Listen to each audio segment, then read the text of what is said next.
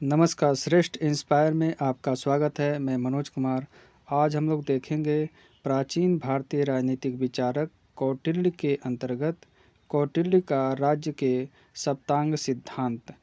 इसमें देखेंगे कि 7 सिद्धांत या 7 तत्व जो है कौन से हैं, उसके बारे में हम लोग पढ़ेंगे। तो आइए पढ़ते हैं, अध्ययन करते हैं राज्य का सप्तांग सिद्धांत। कौटिल्य ने अपने अर्थशास्त्र में राज्य का सप्तांग सिद्धांत का वर्णन किया है और छठे अधिकरण में जो है इसका उल्लेख किया गया है, वर्णन किया गया है। इस सप्तांग सिद्धांत में राज्य के 7 अंग माने गए हैं, जिसमें राजा, अमात्य या मंत्री, जनपद, दुर्ग, कोष, सेना या दंड और मित्र है। इन 7 अंगों या तत्वों के बिना जो है राज्य की कल्पना नहीं की जा सकती। कौटिल्य ने ऐसा माना है।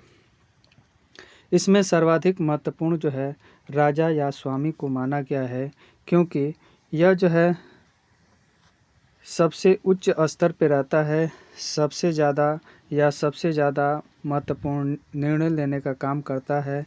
इसलिए इसे स्वामी शब्द से भी संबोधित किया गया है। इसमें कौटिल्य जो है राजा के बारे में बताता है, उसे सलाह देता है कि कौटिल्य राजा को जो है धार्मिक हो, लेकिन धार्मिक व्यवहार में कटुता नहीं करनी चाहिए उसे। साथ ही राजा मर्यादित हो, दानवीर हो, अपात्र को दान देने वाला हो। ये सभी गुण जो है उदार वाले गुण उसमें होने चाहिए। साथ ही राजा को जो है दुश्मनों से सदा सतर्क रहना चाहिए, क्योंकि दुश्मन कभी भी घात लगा के बैठे रहेंगे और हमला कर देंगे। साथ ही व्यक्तिगत बात किसी से न कहे राजा, और वह बात जो है सिर्फ अपने पास ही रखे। इसके अलावा पर स्त्री के प्रति आदर और स्नेह रखे, क्योंकि स्त्री के द्वारा बहुत सारे युद्ध हुए हैं। इसलिए कौटिल्य यह सलाह देता है कि पर स्त्री के प्रति आदर और स्नेह रखे। सत्यवादी रहे, सत्य बोले, झूठ न बोले। साथ ही शत्रुओं को मारने से न हिचके, क्योंकि शत्रु अगर बचे रहेंगे तो वह पुनः जो है अपने को शक्तिशाली करके राज्य पे आक्रमण कर देंगे, जो राज्य के लिए खतरा होगा। साथ ही राजा को जो है विजय अभिलाषी होना चाहिए, हमेशा विजय करने की सोचनी चाहिए। राजा उत्साही हो, विवेकी हो, दूरदर्शी हो, स्पष्टवादी हो, ईमानदार हो। ये सारे गुण जो हैं उसमें होने चाहिए। साथ ही कौटिल्य यह भी निर्देश देता है राजा को कि वह कोष, दुर्ग, जनता और सैनिकों पे भी ध्यान रखे, क्योंकि ये जो है आधारभूत तत्व हैं। इनके बिना जो है राज्य जो है मजबूत नहीं हो सकता। इसलिए राजा को ढेर सारी यह निर्देश कौटिल्य ने जो है दिए हैं। आइए अब देखते हैं दूसरा तत्व राज्य का, जिसे अमात्य या मंत्री कहा गया है। प्रशासन, जिसे इसमें अमात्य या मंत्री के अंतर्गत प्रशासनिक अधिकारी एवं शासन संचालन से संबद्ध जो कर्मचारी होते थे, उन्हें भी इसमें शामिल किया गया है। कौटिल्य कहता है कि राज्य एक रथ के समान है और इसमें 2 पहिए हैं, एक राजा और दूसरा मंत्री। इन दोनों के बिना जो है राज्य की कल्पना या राज्य का संचालन नहीं किया जा सकता। अगर इसमें से एक भी अनुपस्थित है तो राज्य जो है ठीक तरीके से नहीं चल सकता है। कौटिल्य ने इनके नियुक्ति के संबंध में निर्देश दिया है कि अमात्य को नियुक्त करते समय उनकी प्रतिभा देखनी चाहिए, उनकी योग्यता देखनी चाहिए, न कि वह संबंधी हो या कोई वंश अपने वंश का हो या जाति के आधार पे जो है किसी तरह का जो है इसमें समर्थन नहीं करना चाहिए, बल्कि योग्यता के आधार पे मंत्री या अमात्य का जो है चुनाव करना चाहिए। अगर मंत्री या अमात्य जो है योग्य अयोग्य रहता है, अयोग्यता दर्शाता है, तो ऐसी स्थिति में राज्य का पतन हो जाएगा। इसलिए बहुत जोर देकर कौटिल्य कहता है कि अमात्य या मंत्री के सिलेक्शन में, चुनाव में कौटिल्य को, राजा को जो है बहुत ही सतर्क रहना चाहिए। तो ये जो है इसका दूसरा महत्वपूर्ण तत्व है राज्य का, कौटिल्य ने माना है। तीसरा महत्वपूर्ण तत्व जो है जनपद को मानता है। जनपद के अंतर्गत कौटिल्य ने जनसंख्या तथा भूमि को जो है रखा है। अर्थशास्त्र में जनपद को परिभाषित नहीं किया गया है, लेकिन इसका आशय जनसंख्या व भूमि से लगाया गया है। अरस्तु की भांति भी कौटिल्य कहता है कि राज्य के नागरिक चरित्रवान हो, वफादार हो, सहनशील हो, ईमानदार हो, ताकि वह क्या कर सके, राज्य हेतु अधिकतम उत्पादन कर सके। क्योंकि जब अधिकतम उत्पादन करेंगे तो राज्य जो है अग्रसर होगा, और राज्य अग्रसर होगा तो नागरिक भी अग्रसर होंगे। तो इस तरीके के सुझाव जो है देता है। भूमि के बारे में कौटिल्य कहते हैं कि भूमि ऐसी होनी चाहिए राज्य की कि वो उपजाऊ हो, ताकि कम से कम परिश्रम में अधिक से अधिक अन्न का उत्पादन किया जा सके। अगर ऊसर भूमि रहेगी तो उत्पादन कम होगा, ऐसे में अनाज की किल्लत हो जाएगी, परेशानी हो जाएगी और दूसरे राज्य से मंगाना पड़ेगा। ऐसे में राज्य जो है संपन्न नहीं हो पाएगा। साथ ही खनिज पदार्थ एवं वन संपदा से परिपूर्ण होनी चाहिए भूमि, तभी जाकर जो है राज्य अग्रसर होगा। क्योंकि ये जो है प्राकृतिक संसाधन है, और इन प्राकृतिक संसाधनों के बिना जो है कोई भी राज्य जो है अग्रसर नहीं हो सकता। अगला है, इसमें बताया गया है कौटिल्य ने कि जनपद का संगठन जो है किस आधार पे किस तरीके से किया जाता है। संगठन के बारे में दूसरे अधिकरण के प्रथम अध्याय में जो है उल्लेख किया गया है। इसमें प्रशासनिक दृष्टिकोण से देखा जाए तो स्थानीय स्तर पे 800 गांवों का एक जो है स्थानीय प्रशासन बनाया जाएगा। इसके अलावा 400 गांवों का जो है एक द्रोणमुख होगा। साथ ही 200 गांवों का एक खारबट्टिक बनाया जाएगा, और 10 गांवों का एक संग्रहण होगा। अर्थात ये सब क्षेत्र या अधिकारी होंगे। यह जो है वर्तमान जो व्यवस्था है, जैसे देश है, देश में प्रांत है, प्रांत में मंडल है, मंडल में जिले हैं और न्याय पंचायतें हैं, उस तरीके से यह समानता जो है दर्शाते हैं वर्तमान से। तो कौटिल्य ने जनपद के संगठन में स्थानीय, द्रोणमुख, खारबट्टिक और संग्रहक यानी कि 800 गांवों के समूह को स्थानीय कहा गया, 400 गांवों के द्रोणमुख और 200 गांवों को खारबट्टिक और 10 गांवों के समूह को संग्रहण कहा गया है। कौटिल्य ने भूप्रदेश के आकार के विषय में निश्चित रूप से कुछ भी नहीं कहा है, जबकि इसमें अरस्तु और प्लेटो ने जो है निश्चित कुछ बात कही है भूभाग के बारे में, जबकि कौटिल्य ने भूप्रदेश के आकार के बारे में कुछ भी नहीं कहा है। आइए अब अगला तत्व देखते हैं राज्य का, जो बहुत ही महत्वपूर्ण है, जिसे दुर्ग या किला कहा गया है।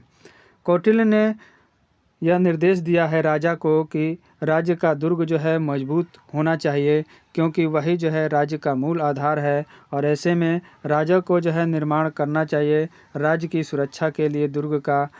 कौटिल्य ने दुर्ग के जो है 4 प्रकार बताए हैं, जिसमें पहला है औद्योगिक दुर्ग या वाटर फोर्ट। यह जो है इसमें यह बताया गया है कि ऐसा दुर्ग चारों तरफ से पानी से घिरा होगा, जैसे समुद्र से घिरा हुआ टापू।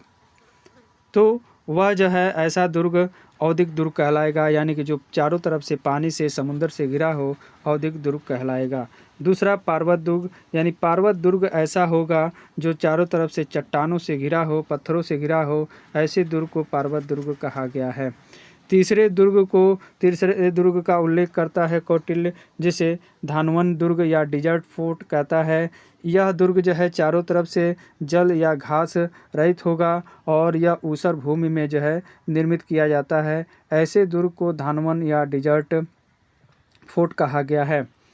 चौथे दुर्ग को वन दुर्ग कहता है, जिसे फॉरेस्ट फोर्ट भी कहा गया है। यह चारों ओर से दलदल या कांटेदार सघन झाड़ियों से घिरा होगा, निर्मित होगा। ऐसे दुर्ग को वन दुर्ग कहता है। इस तरीके से कौटिल्य ने 4 प्रकार के दुर्गों का उल्लेख किया है: औद्योगिक दुर्ग, पार्वत दुर्ग, धानवन दुर्ग और वन दुर्ग। इसमें इनके बारे में कुछ विशेषता बताता है कि आपातकाल में सुरक्षा की दृष्टि से औद्योगिक और पार्वत जो दुर्ग होते हैं वह बहुत ही महत्वपूर्ण होते हैं। कौटिल्य द्वारा राजा को सलाह यह दी जाती है कि आवश्यकता एवं परिस्थितियों के अनुसार इन दुर्गों में जो है राजा को शरण लेनी चाहिए, ताकि वह जो है अपनी सुरक्षा कर सके, साथ ही राज्य और जनता की सुरक्षा कर सके। आइए अब अगला देखते हैं, राज्य का 5वां तत्व, कोष या खजाना। कौटिल्य कहता है कि राजा को सुझाव देता है कौटिल्य कि राजकोष के संग्रह पर ज़्यादा ध्यान देना चाहिए। राजकोष की वृद्धि हेतु अन्यायपूर्ण करारोपण जो है जनता पे नहीं करना चाहिए, क्योंकि जनता जो है उग्र हो जाएगी, और उग्र हो जाएगी तो ऐसे में राज्य का अस्तित्व जो है खतरे में पड़ जाएगा। इसलिए निश्चित सीमा तक, यानी जनता में किस तरह की मानसिकता है, किस तरह की उपज हुई है, उस हिसाब से राजा को जो है कर लगाना चाहिए। कौटिल्य यह भी सुझाव देता है कि युद्ध में विजय और साम्राज्य विस्तार के लिए जो है धन की आवश्यकता होती है, इसलिए धन का संग्रह जो है किसी कीमत पे करना चाहिए, लेकिन अनैतिक होकर नहीं करना चाहिए। अनैतिक अगर करेंगे तो जनता जो है रुष्ट हो जाएगी, राजा के खिलाफ हो जाएगी, ऐसे में राज्य के लिए यह खतरा हो जाएगा। इसलिए कौटिल्य कहता है कि धन का संग्रह किया जाए, लेकिन अनैतिक रूप से नहीं होना चाहिए। अगला तत्व है जिसे सेना या दंड का नाम देता है कौटिल्य। कौटिल्य ने दंड शब्द का प्रयोग जो है सेना के अर्थ में भाव में किया है, जिसका कार्य बाह्य आक्रमण से राज्य की रक्षा करना और आंतरिक मामलों में शांति व्यवस्था जो है बनाए रखना है। कौटिल्य ने सैनिक के गुण की भी चर्चा की है कि सैनिक किस तरह का होना चाहिए ताकि वह राज्य के लिए जो है महत्वपूर्ण कार्य कर सके। कौटिल्य कहता है कि सैनिक को अनुशासित, प्रशिक्षित, वीर, राष्ट्रप्रेमी, युद्ध कला में माहिर तथा स्वाभिमानी होना चाहिए। ये सारे गुण जो है कौटिल्य जो है एक सेना के बारे में, एक सैनिक के बारे में बताता है। ये सारे गुण अगर रहेंगे तो वह सेना और सैनिक जो है मजबूत होगी, वह राष्ट्रभक्ति से प्रेरित होकर अपने राज्य के लिए वह सैनिक लड़ेगा।